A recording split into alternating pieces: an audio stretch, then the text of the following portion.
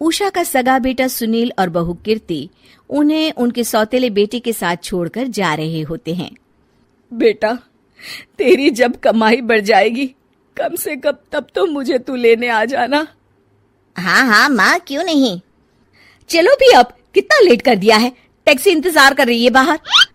हाँ हाँ चलो।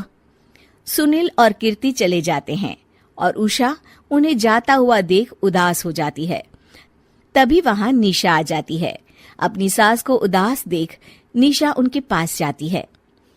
क्या हुआ मम्मी जी, आप तो बहुत सगा बेटा करती थी। आपके सगे बेटे ने तो आपको छोड़ दिया और चले गए अपनी अलग गृहस्थी बसाने। देख बहू, मेरे बेटे को कुछ भी कहने की जरूरत नहीं है। मुझे यकीन है कि जब उसकी तनख्वाह बढ़ जाएगी तो वो मुझे लेने जरूर आ जाएगा। हाँ, ये भी देख लेंगे कि वो लोग आपको वापस लेने आते हैं या नहीं। तब तक तो आप भी यहीं हो और मैं भी। उषा अपने बेटे के ना होने से बहुत ही उदास रहने लगती है। उन्होंने खाना खाना भी छोड़ दिया। सुनिए जी, मम्मी जी ने आज भी कुछ नहीं खाया।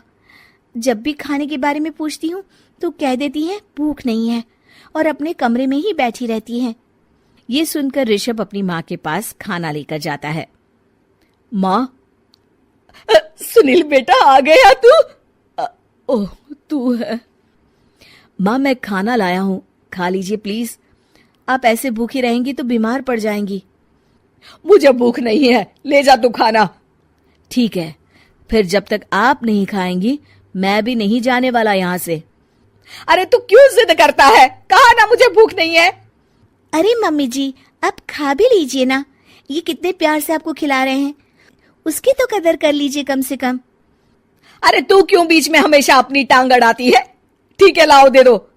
कम से कम खाने के बाद तुम दोनों तो इस कमरे से जाओगे। उषा खाना खा लेती है और ऋषभ और निशा ये देखकर खुश हो जाते हैं। चलो, कम से कम माँ ने खाना तो खा लिया। उषा एक दिन सुनील को फोन मिलाती है।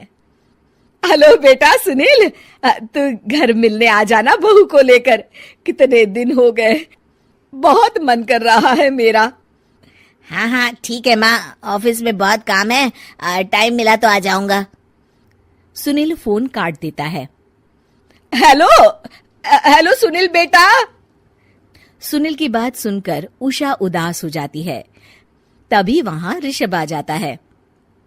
माँ, ये देखो, मैं जलेबी लाया हूं तुम्हारे लिए, तुम्हें बहुत पसंद है ना? उषा जलेबी देखकर बहुत खुश हो जाती है। अरे वाह, जलेबी ला दे। उषा जलेबियां खा रही होती है और ऋषभ अपने कमरे में चला जाता है। देखा मम्मी जी, आपका ये कितना ख्याल रखते हैं, और प्यार सगे और सौतेले से नहीं आका जा सकता। आपको उदास देखकर ये आपके लिए तुरंत जलेबी ले आए, यही तो प्यार होता है। ये कहकर निशा वहां से चली जाती है और उषा सोचने लगती है, शायद तू ठीक कह रही है बहू। उषा देखती है कि ऋषभ उसका बहुत ख्याल रखता है और उसे उसकी गलती का एहसास होने लगता है। एक दिन सुनील और कीर्ति घर पर आते हैं। उषा उन्हें देखकर खुश हो जाती है। और माँ कैसी हो? अरे बहुत अच्छी हूँ। ऋषभ और बहू मेरा बहुत ख्याल रखते हैं। वैसे मुझे नहीं लगा था कि तू आएगा बहू के साथ। क्यों, ऐसा क्यों लगा आपको माँ? बेटा, फोन पर तूने कहा था कि तुझे बहुत काम है।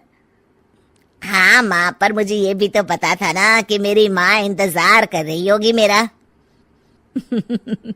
ना बेटा ना, मैं तो इंतजार नहीं कर रही थी, मैंने तो उम्मीद ही छोड़ दी थी। सुनील को यह देखकर अजीब लग रहा होता है कि उसकी माँ ऋषभ से अब बहुत अच्छे से बात कर रही होती है और उसके आने की उनको कोई खास खुशी भी नहीं होती है। अपनी माँ का ध्यान न पाकर उसे थोड़ी सी जलन महसूस होती है। माँ, ये देखो मैं क्या लाया हूँ, साड़ी तुम्हारे लिए। हाँ बेटा, अच्छी है साड़ी तो। अच्छी है तो फिर आप आज इसे पहनो और फिर कहीं घूमने चले जाते हैं। बेटा, ऋषभ ने भी मुझे साड़ी दी थी, आज तो मैं वही पहनूंगी। तेरी दी हुई साड़ी फिर कभी पहन लूंगी। सुनील को अब बहुत ही ज्यादा जलन हो रही होती है। उसे समझ नहीं आता कि अपनी माँ का ध्यान फिर से कैसे वो अपनी तरफ खींचे। रात हो जाती है और उनके जाने का वक्त आ जाता है। माँ, चलो अपना सामान बांधो और हमारे साथ चलो। कीर्ति ये सुनकर चौंक जाती है। ये क्या कह रहे हैं आप? हम सासू माँ को लेने थोड़ी ना आए थे। अरे तुम चुप हो जाओ। माँ चलो जाओ, अपना सामान बांध लो। आप मेरे साथ आ रही हो, मैंने कह दिया तो कह दिया। अरे पर बेटा, तेरी तो तनख्वाह कम है, मैं तुझ पर बोझ नहीं बनना चाहती। अरे मुझ पर बोझ नहीं हो माँ, बस आप चलो ना, मैं लेकर ही जाऊंगा आपको। नहीं बेटा, अब मैं नहीं आना चाहती। मैं तो अब ऋषभ और बहू के साथ ही रहूंगी। ये सुनकर ऋषभ चौंक जाता है। ये क्या कह रही हो माँ? हाँ बेटा, मैं कहीं नहीं जाने वाली अब। माँ, अब सच में नहीं जा रही? नहीं बेटा, मैं तो तेरे पास ही रहूंगी अब, और जो प्यार मैं तुझे नहीं दे पाई वो सब दूंगी बेटा। ऋषभ और उसकी माँ गले मिलते हैं और निशा खुश हो जाती है।